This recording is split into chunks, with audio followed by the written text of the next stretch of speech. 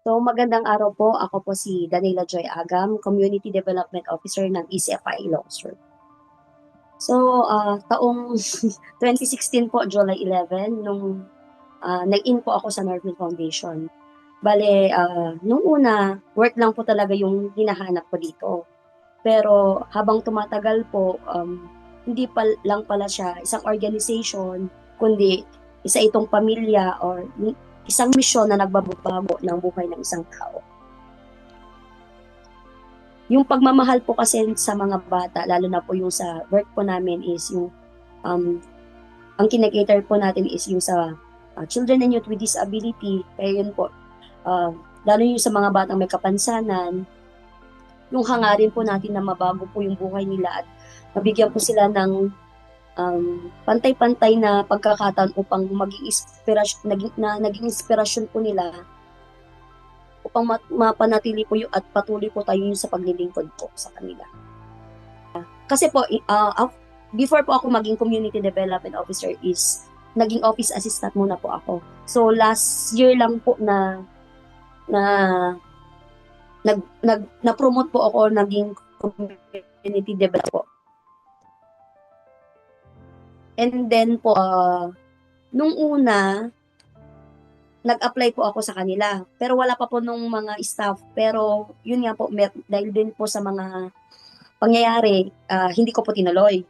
And then, after 1 year ulit, na meron ulit oportunidad, kasi ang mismong sumama po sa akin noon, maalala ko is si Municipal Planning Development Officer po ng San Vicente, which is yung sa San Vicente po is yun po yung pinakaunang office po ng Northfield ECFI po dito sa Ilocos Sur.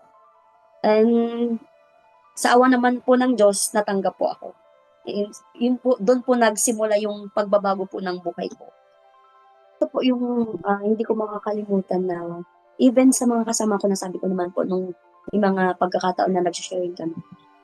Yung first time ko po kasi dati, during check-up, yung meron po kasing isang bata na iniwan siya ng mga magulang niya. So, ang nag-aalaga lang po is yung lola niya na 82 years old. So, yung bata po na yun is may cerebral palsy at the same time parang malnutrition na rin po eh. Kasi ang sobrang payat po niya. Tapos, yung pinapakain lang siya, ang pwede lang na pagkain sa kanya is lugaw. And then, yung time na nakausap ko yung lola niya, yung, kumbaga, yung pasasalamat po niya sa atin. Kasi, kahit daw po malayo sila is na pa-check up po yung apo niya. So, yung time po na yun na, yung kasi first encounter ko po yun eh. Kaya pagdating ko noon talagang naiiyak ako noon kasi hindi ko expect na may mga ganun pala na mga cases. Siyempre, parang na-culture shock ako.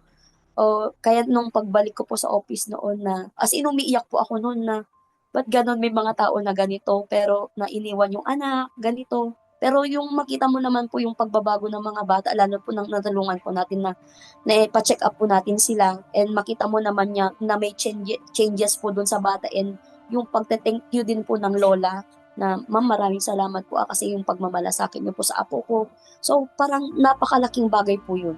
Po kasi nung hindi pa ako nagwo-work sa Northfield po pag nakikita po ako ng mga batang may kapansanan, parang ini-ignore ko lang sila or something na nandun na yung awa. Pero nung nag-work po kasi ako sa Northfield at nakatanggap po ng mga different trainings, yung pagtingin po namin sa kanila is nabago rin po.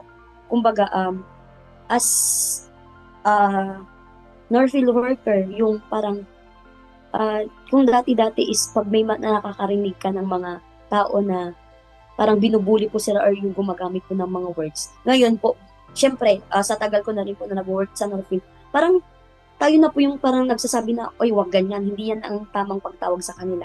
Parang tayo na po yung nagko-correct po sa kanila.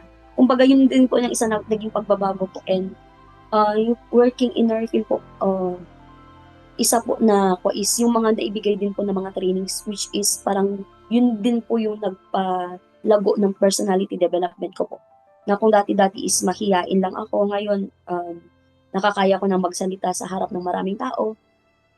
which is dati-dati talaga is pag nandun pa lang ako sa gitna, nanginginig. Pero kumbaga, through trainings na naibigay po sa amin, nagbigay din po ng self-confidence, yun po, na kaya na rin po namin magsalita na ilaban din po yung mga rights, lalo po yung sa work po natin. So, sa pag-celebrate po ng ika-42 anibersaryo ng Northfield, taos puso po akong nagpapasalamat sa pagkakataon na naging bahagi po ng organization na ito. Pinagpre-pray ko po na patuloy po nating maabot po yung mas marami pang mga bata, pamilya at sa community po. Hindi naway hindi tayo mapagod na maging tinig or voice po ng mga walang boses at maging bridge po or tulay po ng hope para sa mga nangangailangan. Then, happy anniversary po sa Northfield. Maraming salamat po sa 42 na years po na paglilingkod at pagbibigay ng pag-asa, lalo na po sa mga batang may kapansanan. Yan po. Ako si Daniela Joy Agam at ito ang aking kwentong Northfield.